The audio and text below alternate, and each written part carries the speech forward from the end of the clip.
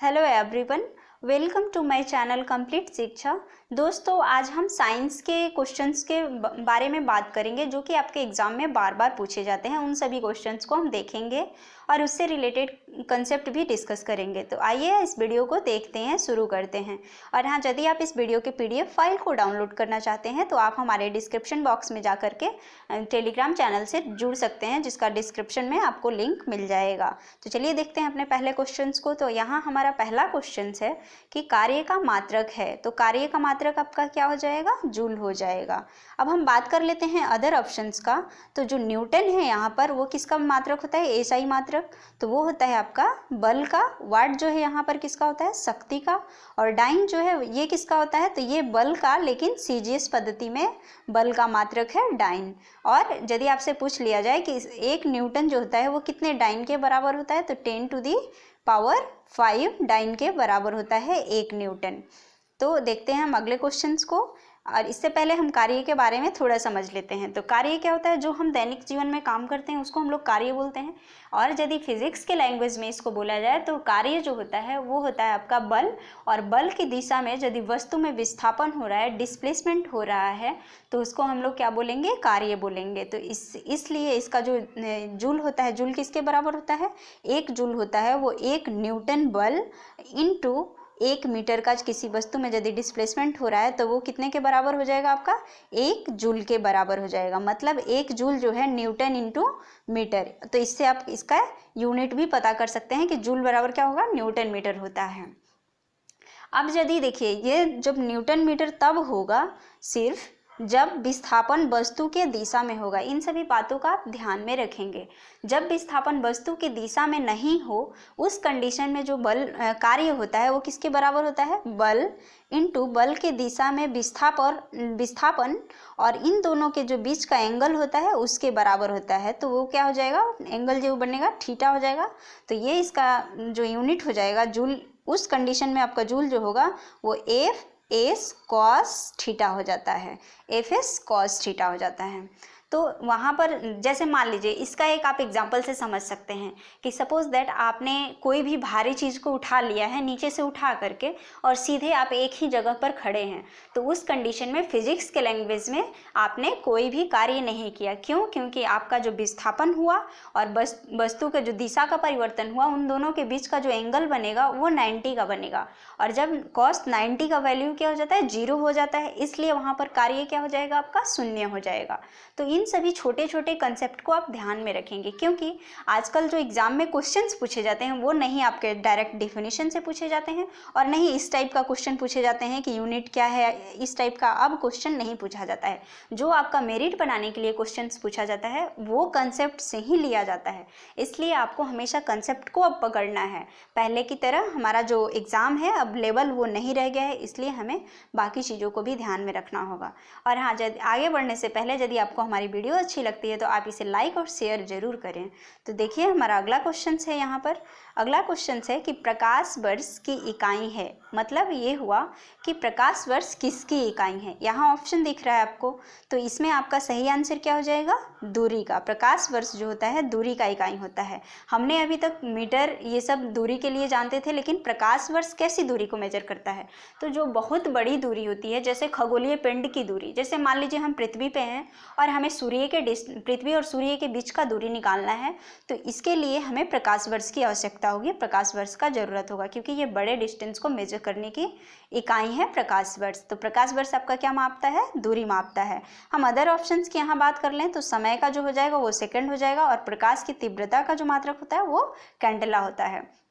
अब प्रकाश वर्ष के बारे में बात कर लेते हैं कि प्रकाश वर्ष एक्चुअल में क्या मेजर करता है। तो प्रकाश वर्ष जो होता है वो वैक्यूम में 1 वर्ष में प्रकाश द्वारा चली गई दूरी होता है, और वो किसके बराबर होता है आपका?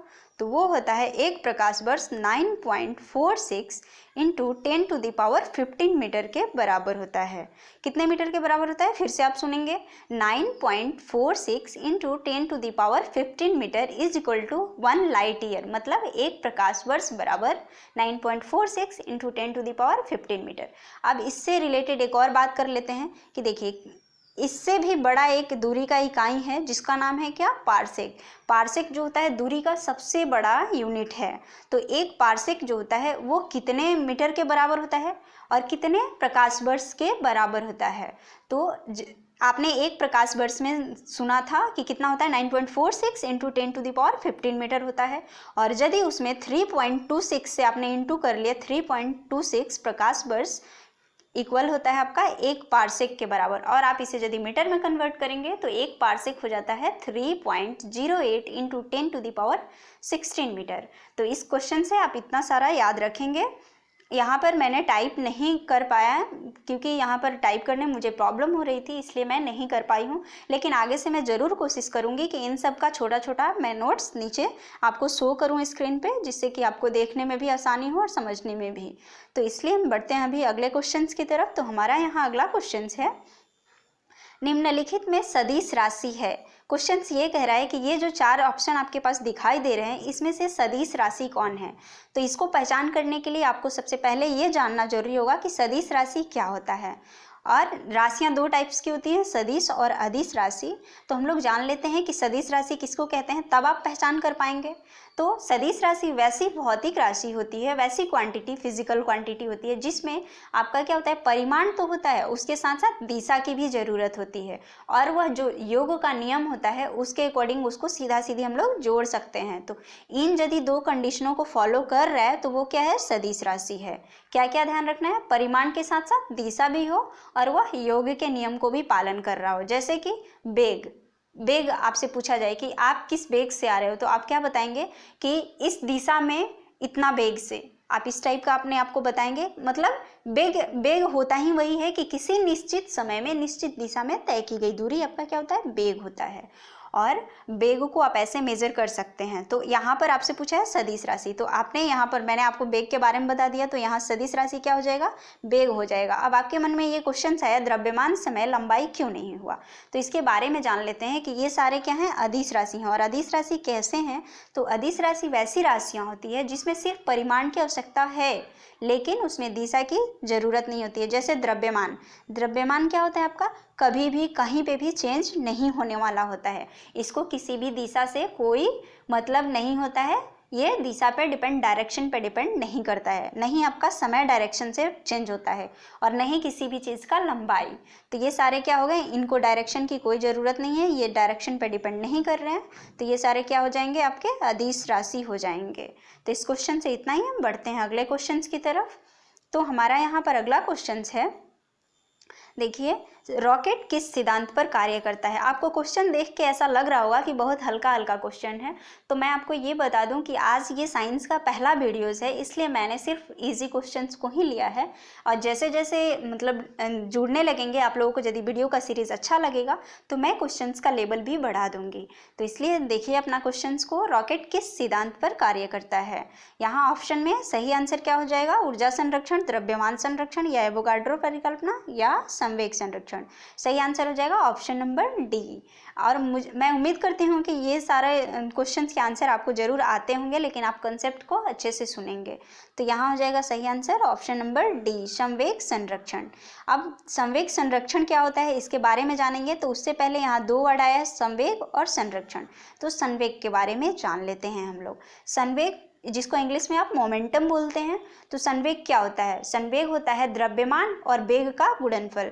मतलब कि आप किसी भी द्रव्यमान को उसके वेग के साथ इंटू कर रहे हैं तो वो आपका क्या हो जाएगा, मोमेंटम। मतलब P = हो जाता है m × v हो जाएगा आपका, द्रव्यमान इंटू वेग का गुणनफल।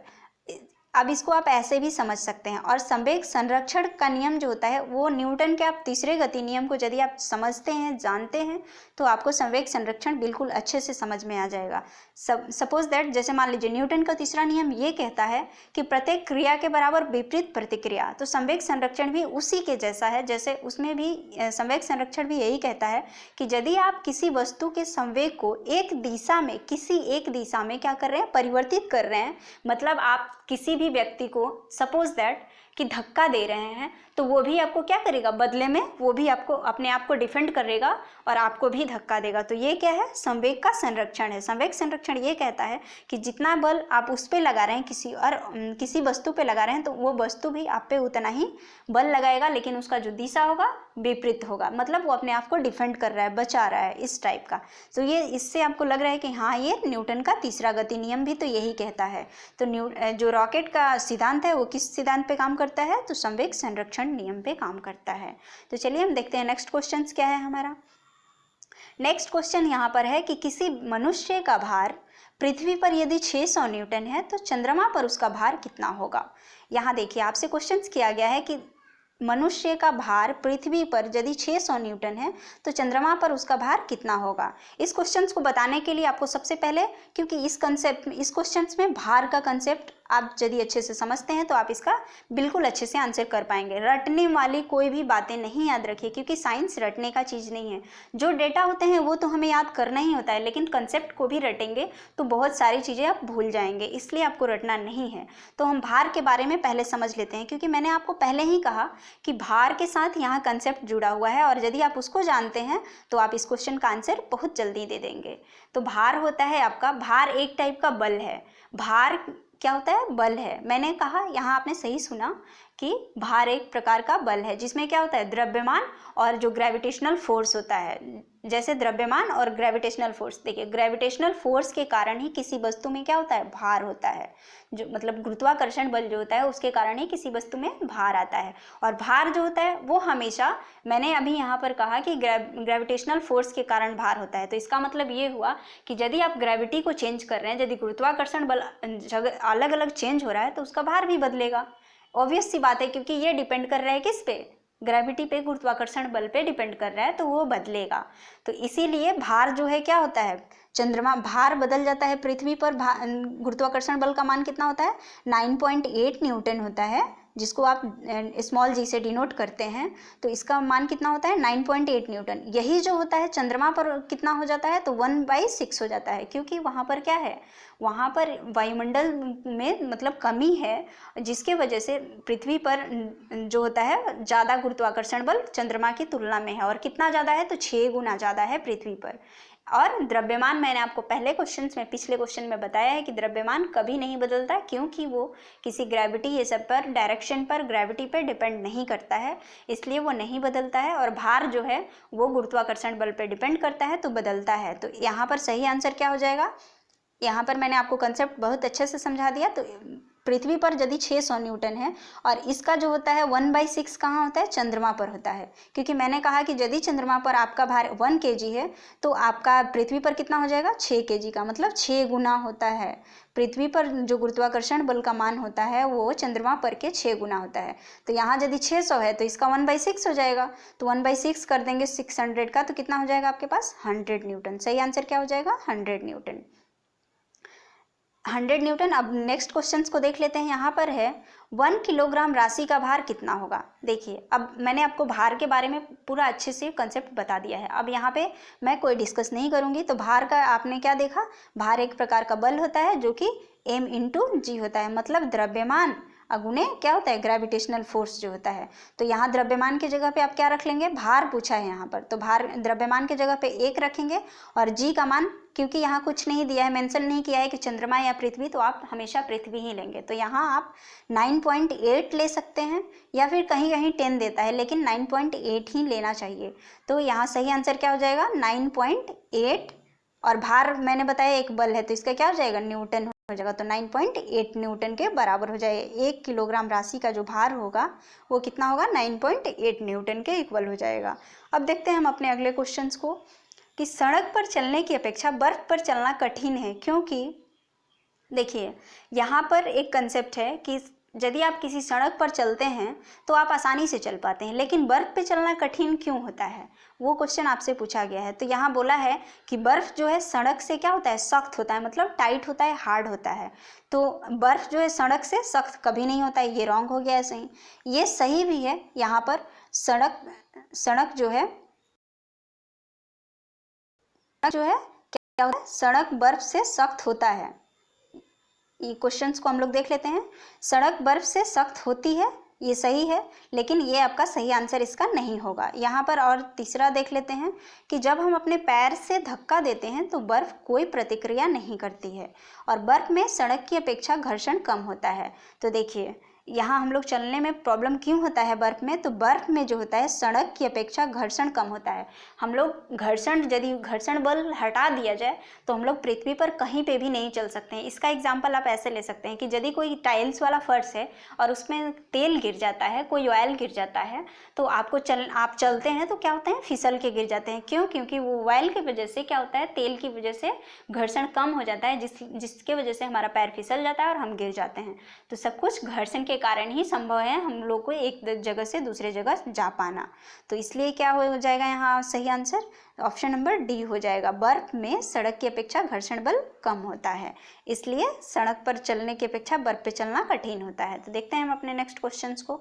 तो यहाँ हमारा नेक्स्ट क्वेश्चन है, वस्तु की मात्रा बदलने पर क्या अपरिवर्तित रहेगा। देखिए मात्रा, वस्तु की मात्रा, क्वांटिटी को यदि आप चेंज कर रहे हैं तो इन सभी राशियों में से क्या आपका नहीं बदलेगा। तो आयतन, यदि आप क्वांटिटी बदल रहे हैं तो आयतन क्या होगा, ऑफ कोर्स बदलेगा। जैसे मान लीजिए आप 1 किलो कुछ लिए हैं, 1 किलो का बर्तन में 1 किलो का आपके पास बर्तन है, उसमें आपने 2 केजी का कुछ रखना चाह रहे हैं, तो क्या उतना रह पाएगा, नहीं रह पाएगा, क्योंकि आप उसका क्या किए, मात्रा बढ़ा दिए, तो उसका अब आयतन भी बढ़ जाएगा, क्योंकि डिपेंड करता है ये। भार भी मास पे डिपेंड करता है। मैंने पीछे को आपको बताया है भार के बारे में कि मास द्रव्यमान पे वो क्या होता है, डिपेंड करता है, तो ये भी बदलेगा। और द्रव्यमान में तो द्रव्यमान है ही, ये ऑफ कोर्स बदलेगा। तो यहाँ क्या अपरिवर्तित रहने वाला है, घनत्व आपका क्या होगा, घनत्व चाहे आप जैसे मान लीजिए पृथ्वी का जो घनत्व है, सपोज दैट कि यहाँ पर इतना है तो हर जगह पे पृथ्वी का घनत्व उतना ही होगा। माइनर डिफरेंस हो सकता है, क्योंकि आइडियल केस अलग होता है, प्रैक्टिकल केस अलग होता है, तो ये भी आपको साइंस में ध्यान में रखना होगा।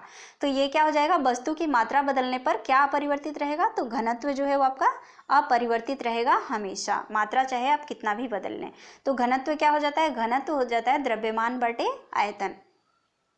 सपोज दैट घनत्व का एक अच्छे से डिफिनेशन लेके मैं आपको समझा देती हूँ कि यदि आप 100 केजी का एक लोहा का टुकड़ा लिए हैं और उसको पानी में फेंक रहे हैं, तो उसका क्या प्रवृत्ति होगा, डूबने का प्रवृत्ति है उसका, वो डूब जाएगा। और वहीं पर आप 1 केजी का भी लोहे का सिक्का या 100 ग्राम का भी लेकर फेंकेंगे पानी में, तो वो डूबेगा ही। क्यों ऐसा हुआ, आपने क्वांटिटी को तो बदला, मात्रा को तो बदला, लेकिन उसके प्रकृति को नहीं बदल पाए। और प्रकृति एक तरफ से समझ लीजिए कि घनत्व क्या है, वो एक प्रकृति ही है। तो आपको अच्छे से समझ में आ गया होगा घनत्व के भी बारे में और मात्रा के भी बारे में। तो हम बढ़ते हैं अगले क्वेश्चन की तरफ। तो हमारा यहाँ अगला क्वेश्चन है कि साबुन के बुलबुले के अंदर का दाब क्या होता है। अब देखिए इस क्वेश्चन को सॉल्व करने से पहले यहाँ पर वायुमंडलीय दाब का बात आया है, तो ये आपको ध्यान में रखना होगा और दाब के बारे में भी जानना होगा। तो हम जान लेते हैं कि दाब क्या होता है। तो दाब जैसे होता है, जैसे मान लीजिए आप किसी भी चीज़ को पकड़ करके दबा रहे हैं, मतलब ये हुआ कि जितना क्षेत्रफल में आप पकड़े हैं और उस पर कुछ बल लगा रहे हैं, तो वही आपका दाब होता है।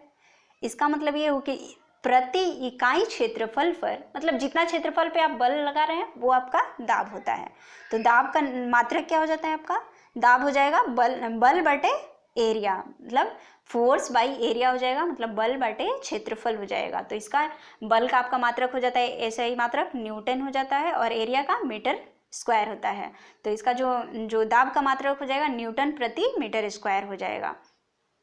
तो इसीलिए जैसे मान लीजिए सब दाब को समझने के लिए आप ऐसे भी समझ सकते हैं कि सपोज दैट कोई आपको चींटी काट रहा है, तो वो थोड़ा सा यदि आपका मसल्स पकड़ के काटता है तो आपको ज़्यादा दर्द का अनुभव होता है। ऐसा क्यों होता है, क्योंकि कम क्षेत्रफल पर क्या होता है, दाब ज़्यादा लगता है। ऐसा इसलिए होता है कि जो दाब है वो क्षेत्रफल का इन्वर्सली प्रोपोर्शनल होता है, इसीलिए। तो और ज़्यादा यदि पकड़ता है मसल्स को तो दर्द कम फील होता है।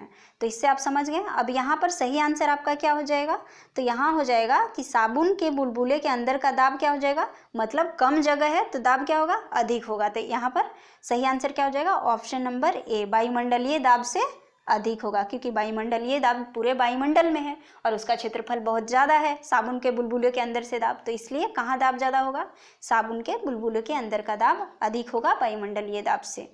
तो अब हम देखते हैं अगले क्वेश्चंस को। हमारा यहाँ अगला क्वेश्चन है कि प्रेशर कुकर में खाना जल्दी पकता है क्योंकि, देखिए प्रेशर कुकर में खाना जल्दी पकता है क्योंकि क्यों ऐसा होता है, जल्दी खाना क्यों पकता है? तो अधिक दाब पर, जहाँ दाब अधिक रहेगा, पानी अधिक तापमान पर उबलने लगता है, इसलिए उसमें जो होता है, जो भी आप डाले हुए हैं, खाना जल्दी से पक जाता है, क्योंकि उसको तापमान ज़्यादा मिल गया, अधिक तापमान पर उबलने लगता है, तो इसलिए जल्दी पक जाता है। उसमें जो भी है तापमान अधिक होगा तो जल्दी पकेगा ही, ऑफकोर्स जल्दी पकेगा। तो दाब अधिक रहेगा तो अधिक तापमान पर उबलना स्टार्ट हो जाएगा, इसलिए प्रेशर कुकर में क्या होता है, खाना जल्दी पक जाता है। तो यहाँ पर क्या होता है, क्वथनांक जो है बढ़ जाता है, प्रेशर कुकर के अंदर का क्वथनांक भी बढ़ जाता है, जिसके कारण खाना जल्दी पक जाता है। तो आज के लिए इस वीडियो में इतना ही। हम मिलेंगे ऐसे ही क्वेश्चंस के साथ, इससे थोड़ा लेवल को हाई करेंगे धीरे धीरे।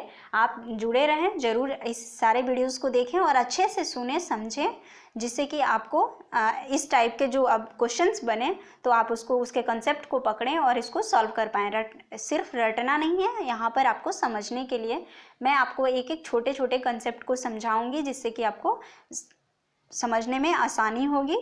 और आज के लिए बस इतना ही। Thank you.